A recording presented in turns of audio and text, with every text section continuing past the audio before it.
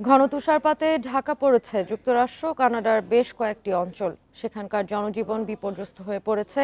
তীব্র ঠান্ডা ও ভারী তুষারপাতের কারণে যুক্তরাষ্ট্রের দক্ষিণাঞ্চলের ৯টি রাজ্যের ১,৩০,০০,০০০ বাসিন্দা সতর্কতার মধ্যে রয়েছেন।